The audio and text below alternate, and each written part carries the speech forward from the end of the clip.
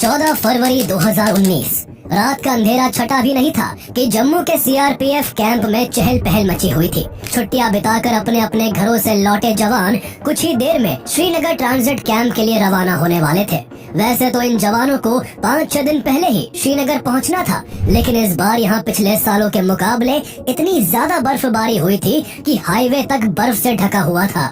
इसलिए डिप्लॉयमेंट में हो रही देरी के कारण कैंप में जवानों की भारी संख्या मौजूद थी। आज भी जम्मू का मौसम खराब था, आसमान बादलों से ढका हुआ था और धीरे धीरे बह रही ठंडी ठंडी हवाओं ने मौसम को और भी सर्द बना रखा था।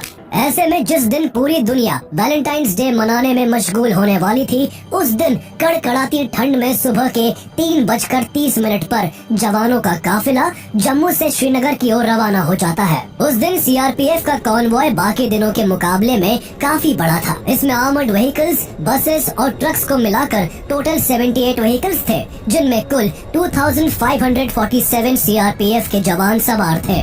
घाटी में आतंकी खतरे को देखते हुए हमेशा से जवानों को आर्मर्ड व्हीकल्स में ही कश्मीर ले जाया जाता था, लेकिन उस दिन संख्या ज्यादा होने की वजह से इस कॉन्वॉय में अन्य वाहन भी शामिल किए गए थे। इस काफिले को काजीगुंड से होकर गुजरना था, जिसके बाद के इलाके टेररिस्ट प्रोन थे। इसलिए खतरे को देखते हुए जब भी सीआरपीएफ का कोई कॉन्वॉय यहाँ से गुजरता था, तब सेफ्टी इंश्योर करने के लिए पहले से ही road opening party ROP highway पर तैनात रहती थी। उस दिन भी आरओपी के सुरक्षा कर्मी सीआरपीएफ के वाहनों की सुरक्षा के लिए रोड पर तैनात थे। कुछ घंटे के ट्रैवल के बाद सीआरपीएफ का ये कॉन्वॉय काजीगुंड पहुंचकर रिफ्रेशमेंट के लिए थोड़ी देर के लिए वहीं रुक गया। यहाँ 5वें नंबर की बस में बैठे कांस्टेबल वासुदेव नीचे उतरे और उन्हें लौटने में कुछ देर हो गई। वो जब तक वापस लौटे तब तक उनकी बस आगे बढ़ चुकी थी, इसलिए वासुदेव को उसी कॉन्वॉय की पीछे की किसी बस में बैठना पड़ा। पूरा काफिला फिर से श्रीनगर की तरफ कूच कर चुका था। कई जवान अभी अभी अपने घर से लौटे थे,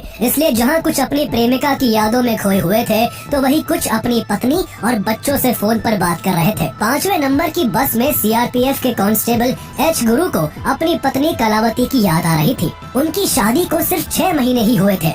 बस में बैठे बैठे उन्होंने अपनी पत्नी को कॉल किया, लेकिन पत्नी के किसी काम में बिजी होने के कारण फोन नहीं उठा। इसी बस में कांस्टेबल प्रदीप कुमार और हेड कांस्टेबल सुखजिंदर सिंह भी थे, जो अपनी अपनी पत्नी से फोन पर बात कर रहे थे। सुखजिंदर सिंह ने बस के अंदर की बातचीत और जवानों की आपसी मस्ती का एक छोटा सा वीडियो बनाकर अपनी पत्नी सरबजीत कौर को भेज दिया।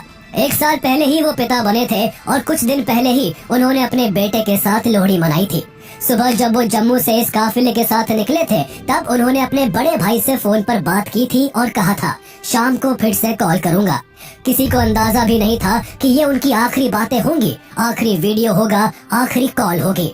और कुछ ही देर बाद सब कुछ बदल जाएगा। जहां सीआरपीएफ का एक काफिला आगे के खतरों से अनजान तेजी से आगे बढ़ता चला जा रहा था, तो वहीं उनसे कुछ ही किलोमीटर की दूरी पर अपने खतरनाक मंसूबे के साथ 2 आतंकी इस काफिले का बेसब्री से इंतजार कर रहे थे। इन दोनों आतंकियों के नाम शाकिर बशीर और आदिल अहमद डार थे, जिन्हें पाकिस्तान में बैठे उनके आकाओं ने कश्मीर को दहलाने की जिम्मेदारी दी थी। 14 फरवरी की सुबह ही शाकिर बशीर को पता लग चुका था कि दोपहर में NH-44 पर सीआरपीएफ की बसों का एक बड़ा कॉन्वॉय गुजरने वाला है। वैसे तो आतंकी इस हमले को 5 दिन पहले 9 फरवरी को पार्लियामेंट अटैक के मास्टरमाइंड अफजल गुरु की बरसी के दिन ही अंजाम देना चाहते थे, लेकिन भारी बर्फबारी के कारण वहां से सीआरपीएफ का कोई कॉन्वॉय नहीं गुजरा था, इसलिए दोनों काफी बेचैन हो रहे थे।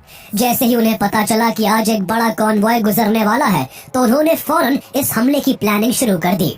शाकिर बशीर के घर से हाईवे तक पहुंचने के लिए 3 रास्ते जाते थे, जिनमें से उस दिन 2 पर पुलिस के नाके थे, जबकि तीसरा रास्ता, जो कि कच्चा स्लिप रोड था, बिना पुलिस की निगरानी के था। दोपहर करीब 2 बजे बशीर दूसरे आतंकी आदिल के साथ एक नीली कार में सवार होकर कश्मीर को दहलाने के लिए निकल पड़ा।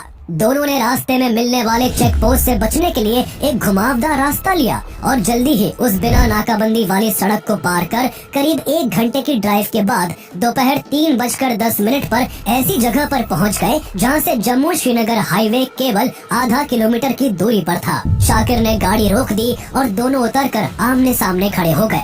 उस दिन काफी ठंड थी, लेकिन आदिल के पसीने छूट रहे थे। आदिल अपनी घड़ी उतारकर शाकिर बशीर को देते हुए बोला, ये तुम्हें हमेशा मेरी याद दिलाएगी, मुझे दुआओं में याद रखना, अल्लाह हाफिज। इसके बाद दोनों गले मिले और फिर शाकिर यहाँ से पीछे लौट गया। आगे का सारा काम अकेले आदिल को करना था। आदिल ड्राइवर वाली सीट पर बैठा, चाबी घुमाई और 200 किलो RDX से भरी अपनी गाड़ी श्रीनगर हाईवे पर दौड़ा दी। वो अपने साथ एक पिस्तौल भी लेकर चल रहा था ताकि वो इस हमले में अगर नाकाम हो जाए तो पकड़े जाने से पहले ही खुद को गोली मार सके। दूसरी तरफ अब तक CRPF का कॉन्वॉय भी जम्मू श्रीनगर हाईवे से गुजरते हुए पुलवामा डिस्ट्रिक्ट के अवंतीपोरा में एंटर कर चुका था। यहाँ से अब उनका डेस्टिनेशन श्रीनगर मात्र आधे घंटे की दूरी पर था। काफिला अपनी रफ्तार से आगे बढ़ता जा रहा था कि तभी इस कॉन्वॉय के कुछ जवानों ने देखा कि एक नीले रंग की कार तेजी से कॉन्वॉय की बसों को ओवरटेक करते हुए आगे बढ़ रही है। ये वही कार थी जिसे कुछ मिनट पहले आदिल लेकर निकला था। जैसे ही हाईवे पर तैनात रोड ओपनिंग पार्टी के assistant sub inspector Mohan Lal की नजर उस नीली कार पर पड़ी, उन्हें समझते देर नहीं लगी और उन्होंने तुरंत अपनी राइफल उठाई और उसे लोड करते करते कार की ओर तेज दौड़ लगा दी। जब तक मोहन लाल उस गाड़ी तक पहुंच पाते तब तक काफी देर हो चुकी थी। आतंकी ने अपनी कार को कॉन्वॉय की 5वीं बस के पैरेलल ले जाकर उसके साइड में जोरदार टक्कर मार दी और डैशबोर्ड पर लगे डेटोनेटर का स्विच दबा दिया। स्विच दबते ही कार के पीछे रखा 200 किलो का विस्फोटक फट गया और इसके साथ ही वहाँ एक जोरदार धमाका हुआ। 5वीं बस के पर खच्चे उड़ गए और उसकी चपेट में कॉन्वॉय की दूसरी गाड़ियां भी आ गई। ये धमाका इतना भयानक था कि मीलों दूर तक इसकी आवाज सुनाई दी। चारों ओर धुआं और मलबा बिखर गया। आसपास के घरों के शीशे टूट गए। धमाके ने सड़क पर एक गहरा गड्ढा बना दिया और पल भर में चारों ओर तबाही मच गई। एक झटके में रोड ओपनिंग पार्टी के मोहन लाल समेत CRPF के 40 जवान मौके पर ही शहीद हो गए। वहीं करीब 70 जवान बुरी तरह घायल हो गए। 5वें नंबर की इस बस में जम्मू से चढ़ा केवल एक ही शख्स ऐसा था जिसे कुछ नहीं हुआ। वो थे कांस्टेबल वासुदेव, जिनसे ये बस रास्ते में उतरने की वजह से छूट गई थी। ये हमला इंडियन सिक्योरिटी फोर्सेस पर अब तक का सबसे बड़ा आतंकी हमला था। 30 सालों में पहली बार इतनी बड़ी संख्या में भारतीय जवानों ने अपनी जान गंवाई थी और वो भी इतने भयानक तरीके से कि शहीद जवानों के चेहरे तक पहचान में नहीं आ रहे थे।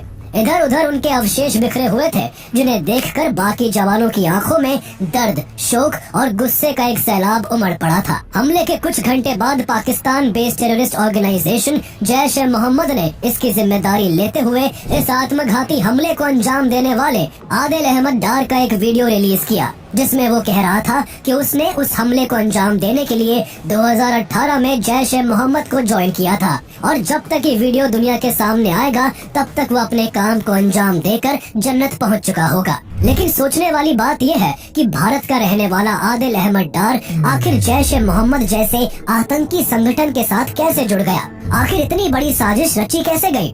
NIA द्वारा की गई इस हमले की इन्वेस्टिगेशन में और किन लोगों का नाम सामने आया और आखिर इंडियन एयरफोर्स ने ऑपरेशन बंदर के जरिए POK में मुजफ्फराबाद और चकोटी और पाकिस्तान के बालाकोट में जोरदार एयर स्ट्राइक करके कैसे पाकिस्तान और उसके आतंकियों को करारा जवाब दिया। 40 CRPF jawans have been killed in the worst terror attack against security men in Kashmir ever.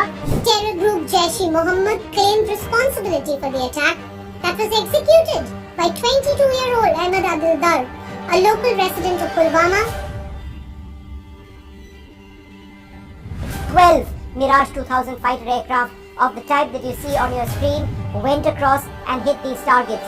Abhinandan Vartman told his team that he locked to target one of the F-16 fighter jets in the Pakistani assault team. Qureshi साहब उस meeting में थे जिसमें prime minister साहब ने आने से इनकार कर दिया और चीफ ऑफ आर्मी स्टाफ तशरीफ लाए। पैर कांप रहे थे, पसीने माथे पे थे और हमसे शाह महमूद साहब ने कहा कि खुदा का वास्ता है अब इसको वापस जाने दें, क्योंकि 9 बजे रात को हिंदुस्तान पाकिस्तान पे अटैक कर रहा है। So how exactly did the strikes take place?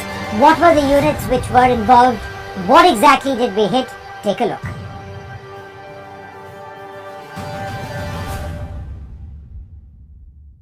Jaish-e-Mohammed के अस्तित्व में आने से पहले उसका मुखिया मसूद अजहर टेररिस्ट एक्टिविटीज के चलते 1994 से ही जम्मू की जेल में बंद था। उसके साथियों ने उसे छुड़ाने की कई बार कोशिश की थी, लेकिन हर बार भारतीय सुरक्षा बलों ने उनकी कोशिशों को नाकाम कर दिया था।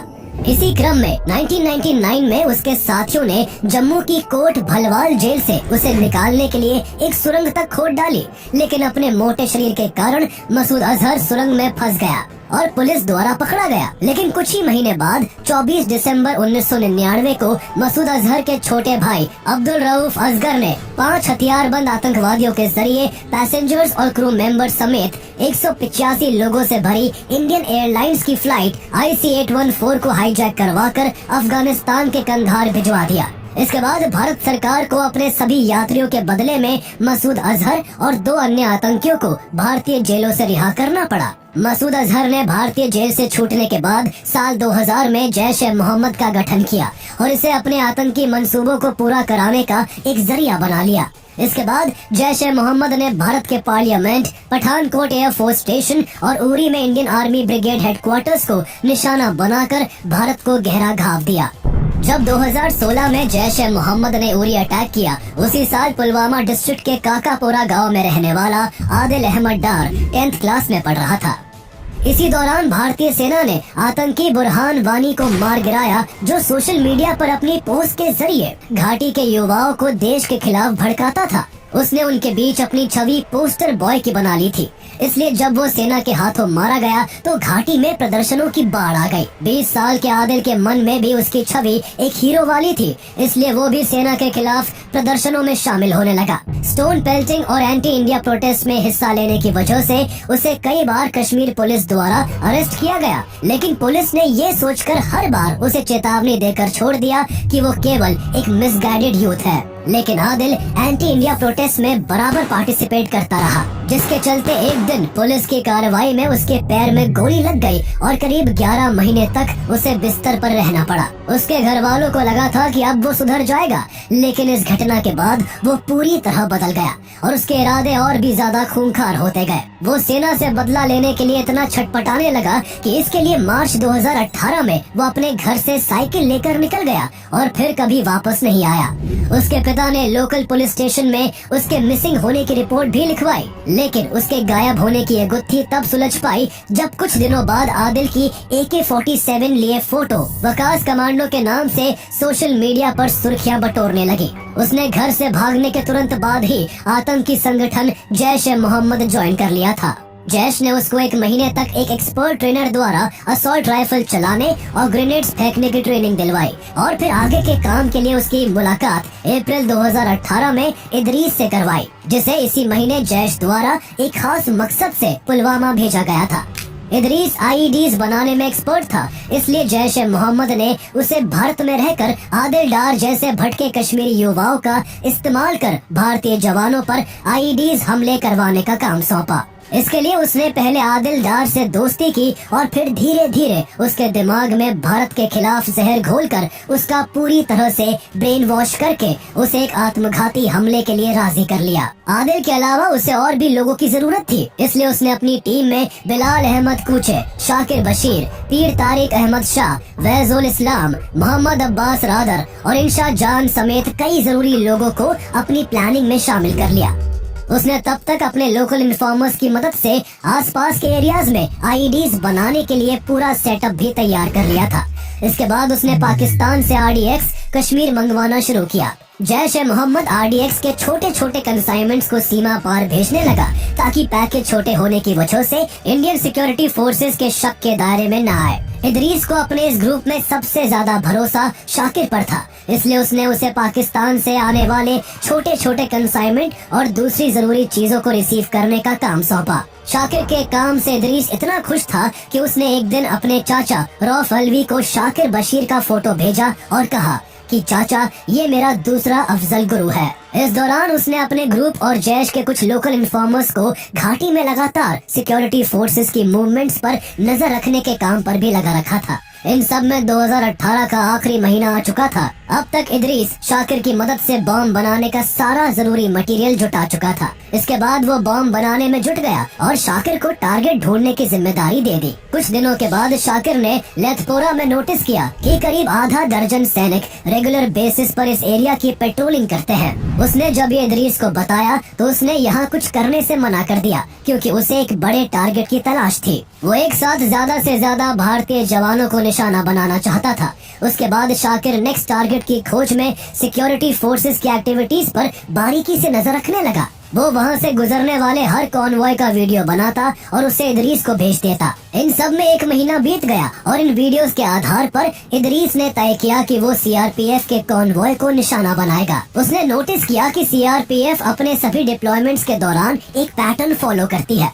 सामान नीले ट्रकों में रखा जाता है जिन पर खाकी तिरपाल लगे होते हैं। सभी जवान नीली बसों में सवार होते हैं जबकि बड़े अधिकारी सफेद जिप्सी में ट्रैवल करते थे। मोस्टली व्हीकल्स की विंडोज वायर मेशेस से प्रोटेक्टेड होती थी। इन सब चीजों को ध्यान में रखते हुए इदरीस अपनी प्लानिंग को आगे बढ़ाने में लग गया। उसने अमेज़न से 4 किलो एल्यूमिनियम पाउडर मंगवाया जिसका इस्तेमाल वो एक्सप्लोजिव को बांधने में करने वाला था ताकि विस्फोट के दौरान ये आसानी से आग पकड़ सके। हैरानी की बात ये थी कि भारतीय जवानों को निशाना बनाने की ये सारी तैयारी भारत में ही हो रही थी। फिर भी इंटेलिजेंस एजेंसी और आर्मी को कानों कान उसकी कोई खबर नहीं लग सकी और आतंकी अपने काम में लगे रहे। जनवरी 2019 में इदरीस ने जैश ए मोहम्मद के एक लोकल मिलिटेंट तौसीफ को एक गाड़ी अरेंज करने को कहा जिसमें 2 लार्ज कंटेनर्स को आसानी से फिट किया जा सके। तौसीफ ने इसके लिए अपने बचपन के दोस्त सज्जाद अहमद भट्ट की मदद मांगी जिसने कुछ दिनों के अंदर ही मारुति की एक second hand pearl blue colour Eeco car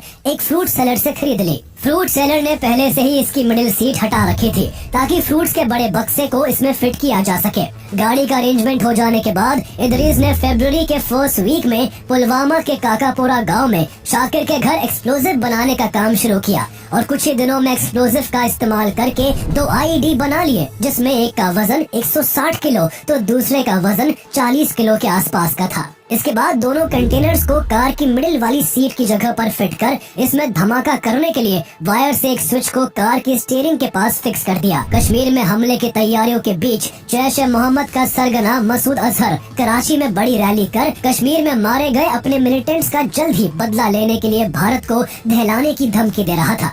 Pakistan में अपने आका के भाषण से कश्मीर में बैठे मिलिटेंट्स जोश से भर चुके थे और अपनी प्लानिंग को जल्द से जल्द एग्जीक्यूट करना चाहते थे। इदरीस ने एक्सप्लोजिव से भरी कार से सीआरपीएफ के कॉन्वॉय को निशाना बनाने की जिम्मेदारी अपने 2 भरोसेमंद साथी आदिल अहमद डार और शाकिर बशीर को सौंपी। जहां शाकिर केवल श्रीनगर हाईवे तक जाने वाला था तो वही धमाके की सारी जिम्मेदारी आदिल के हाथों में थी।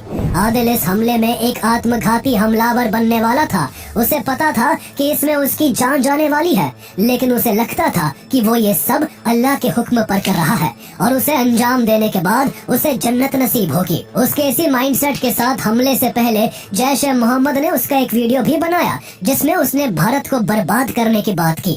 इसके बाद 9 फरवरी को धमाका करने का दिन चुना गया क्योंकि इस दिन अफजल गुरु की बरसी पड़ती थी और जैश ए मोहम्मद इस दिन भारतीय जवानों पर आघात कर भारत को दहलाना चाहता था। 9 फरवरी के इंतजार में इदरीस और आदिल ने शाकिर के घर में ही 4 दिन बिताए लेकिन घाटी में भारी बर्फबारी के कारण श्रीनगर हाईवे बंद था जिससे सीआरपीएफ का कोई काफिला उस दिन वहां से नहीं गुजर सका। अपने खूंखार कारनामे को अंजाम देने के लिए आदिल बेचैन था। उसकी बेचैनी तब जाकर कुछ शांत हुई जब 13 फरवरी को श्रीनगर हाईवे खोल दिया गया। बर्फबारी के कारण सीआरपीएफ के कॉन्वॉय की मूवमेंट रुकी हुई थी इसलिए हाईवे खुलते ही एक बड़े काफिले को अगले ही दिन 14 फरवरी की सुबह के 3:30 बजे ही जम्मू से श्रीनगर के लिए रवाना करने का फैसला किया गया। कॉन्वॉय काफी बड़ा होने के कारण एक दिन पहले ही लेथपोरा में सीआरपीएफ यूनिट को इस बारे में इन्फॉर्म कर दिया गया था। यही इन्फॉर्मेशन हाईवे में पड़ने वाले काजीकुंड, अनंतनाग, अवंतीपोरा और पंथा चौक में स्थित अन्य सीआरपीएफ यूनिट्स को भी भेज दी गई। इन यूनिट्स के जवान रोड ओपनिंग पार्टी आरओपी की भूमिका में थे जिनके कंधों पर इस काफिले को अपनी टेरिटरी से सुरक्षित निकालने की जिम्मेदारी थी। इस दौरान इन यूनिट्स को सड़क को सिक्योर करने के लिए एंटी सैबोटाज चेक करने थे और सड़क के दोनों ओर गश्त कर काफिले की सेफ्टी को इंश्योर करना था। इधर 14 फरवरी की सुबह करीब 11:30 बजे शाकिर ने हाईवे पर अपनी नजर दौड़ाई। उसने देखा कि लाडू मोड़ पर बादलों से ढके आसमान के बीच भी 2 सीआरपीएफ जवान मुस्तैदी से तैनात थे। उसने थोड़ा और आगे बढ़कर देखा तो उसे सीआरपीएफ के 2 जवान और भी कई जगहों पर दिखाई दिए। ऐसा तभी होता था जब इस रास्ते से सीआरपीएफ का कोई कॉन्वॉय गुजरता था। उसे पूरा माजरा समझते देर नहीं लगी और उसने तुरंत इदरीस को फोन कर सीआरपीएफ के कॉन्वॉय की डिप्लॉयमेंट की जानकारी दी। इस खबर से इदरीस खुशी से झूम उठा और हमले के लिए उसने आदिल को तैयार होने को कहा। आदिल को अब एहसास हो रहा था कि उसकी जिंदगी अब से कुछ घंटे बाद खत्म होने वाली है। वो धमाके की इंटेंसिटी और उससे होने वाली तबाही की कल्पना कर रहा था। जल्द ही वो अपने इमोशंस पर कंट्रोल कर एक्सप्लोजिव से भरी गाड़ी में जाकर बैठ गया और थोड़ी ही देर बाद उसने पुलवामा के अवंतीपोरा के लेथपोरा विलेज से गुजरते सीआरपीएफ के काफिले की 5वीं बस से अपनी कार को टकराकर ब्लास्ट कर दिया।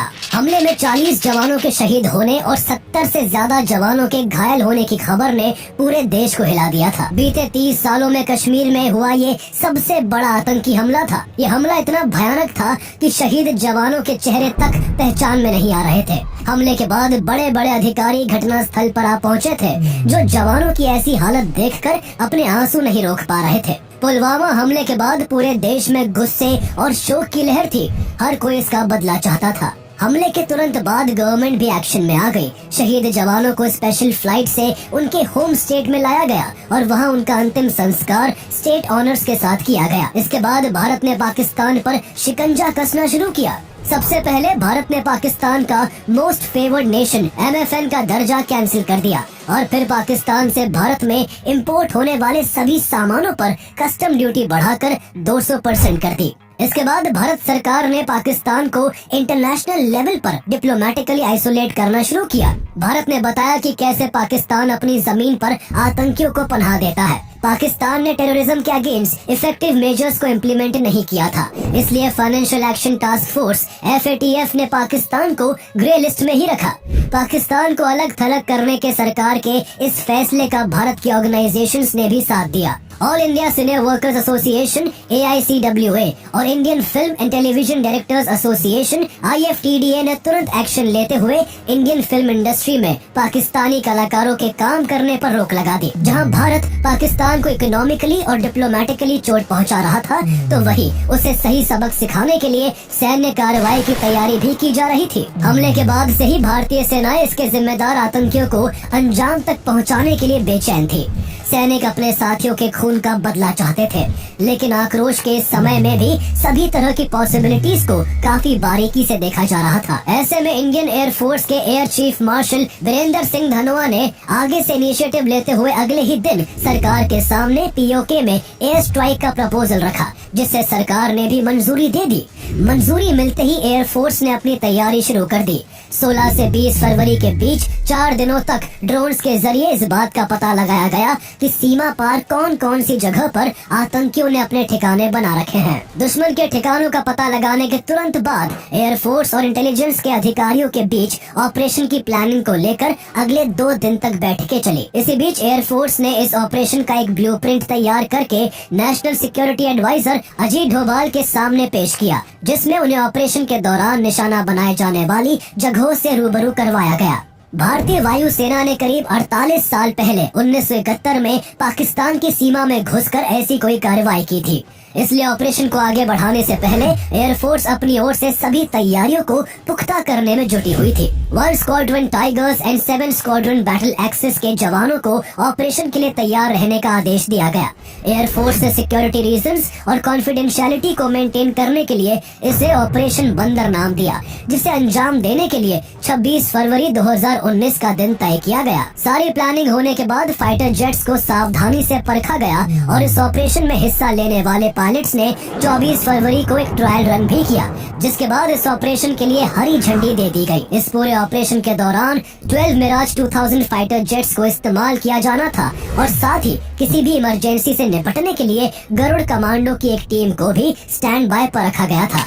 26 फरवरी की सुबह 3:30 बजे ही भारत के 12 Mirage 2000 fighter jets laser guided bomb से लैस होकर पाकिस्तान के अंदर घुसकर तबाही मचाने के लिए निकल पड़ते हैं और कुछ ही मिनटों में पाकिस्तान के एयर स्पेस के अंदर दाखिल हो जाते हैं। कुछ ही देर बाद फाइटर जेट्स POK के मुजफ्फराबाद और चकोटी में आतंकी ठिकानों पर भारी बमबारी करते हैं। एक ही झटके में सैकड़ों आतंकी मारे जाते हैं। जैश ए मोहम्मद के कई ठिकाने पाकिस्तान के खैबर पख्तून प्रांत के बालाकोट शहर में भी बने हुए थे, इसलिए इंडियन एयरफोर्स बालाकोट में भी दाखिल होकर जैश ए मोहम्मद के आतंकी शिविरों पर करीब 8 मिनटों तक बमबारी करके सैकड़ों आतंकियों को मार गिराती है। यह पूरा ऑपरेशन करीब 21 मिनट तक चला, जिसमें इंडियन एयरफोर्स ने करीब 1000 किलो बम बरसाकर जैश ए मोहम्मद के कई ठिकानों और करीब 350 आतंकियों को मिट्टी में मिलाकर 40 जवानों की शहादत का बदला ले लिया था। इस हमले से बौखलाया पाकिस्तान अगले ही दिन 27 फरवरी को भारतीय सीमा में घुसने की हिमाकत करता है। पाकिस्तान के लड़ाकू विमानों को खदेड़ने के लिए भारतीय वायुसेना भी मोर्चा संभालकर मुंह तोड़ जवाब देती है। इसी बीच एक डॉग फाइट के दौरान विंग कमांडर अभिनंदन वर्धमान अपने MiG-21 बाइसन से पाकिस्तान के एक F-16 विमान को मार गिराते हैं, लेकिन इसी दौरान उनका विमान भी डैमेज हो जाता है और वो पैराशूट के साथ POK में जा गिरते हैं। लेकिन भारत के डिप्लोमेटिक प्रेशर और मिलिट्री एक्शन के बढ़ते दबाव के चलते पाकिस्तान को झुकना पड़ता है और 1 मार्च 2019 को विंग कमांडर अभिनंदन वर्धमान को सुरक्षित भारत लौटा दिया जाता है। एक तरफ जहां इंडियन गवर्नमेंट हर तरह से पाकिस्तान को सबक सिखाने में लगी हुई थी, तो दूसरी ओर इस हमले की जांच NIA के हाथों में सौंप दी गई थी। 2016 में उरी अटैक के केवल 3 साल बाद हुए इस हमले ने कश्मीर के पूरे सिक्योरिटी सिस्टम को हिला कर रख दिया था। इस हमले को NIA की जम्मू एंड कश्मीर ब्रांच के चीफ राकेश बलवाल इन्वेस्टिगेट करने वाले थे। राकेश बलवाल मणिपुर कैडरे के IPS ऑफिसर थे। उन्होंने नॉर्थ ईस्ट में आतंकवाद के खिलाफ बेहतरीन काम किया था, इसलिए उन्हें प्रमोट करके जम्मू एंड कश्मीर में NIA की कमान सौंप दी गई थी। राकेश की 12 सदस्यीय टीम ने घटना स्थल पर पहुंचकर एक एक चीज को खंगालना शुरू कर दिया, लेकिन कई दिनों के बाद भी उन्हें कोई ऐसा सुराग नहीं मिला जिसे लेकर आगे बढ़ा जा सके। ऐसे में राकेश को समझ आ चुका था कि छानबीन का दायरा बढ़ाना होगा। हालांकि उन्हें ये भी पता था कि ये काफी जोखिम भरा काम था, क्योंकि हाजीबल समेत हमले के आसपास के सभी इलाके आतंकवाद का अड्डा माने जाते थे। अक्सर हमलों के बाद आतंकी यहाँ छिप जाते थे और पुलिस से मुठभेड़ के दौरान कुछ लोकल लोग उन्हें बचाने के लिए पुलिस पर पथराव करने लगते थे। ऐसे में इन इलाकों में जांच करना आसान नहीं था, लेकिन फिर भी राकेश बलवाल ने NIA हेडक्वार्टर से हमले वाली जगह के आसपास के एरिया में सर्च ऑपरेशन का दायरा बढ़ाने की परमिशन लेते हुए 100 NIA और 400 CRPF के जवानों के साथ वहां छानबीन शुरू कर दी।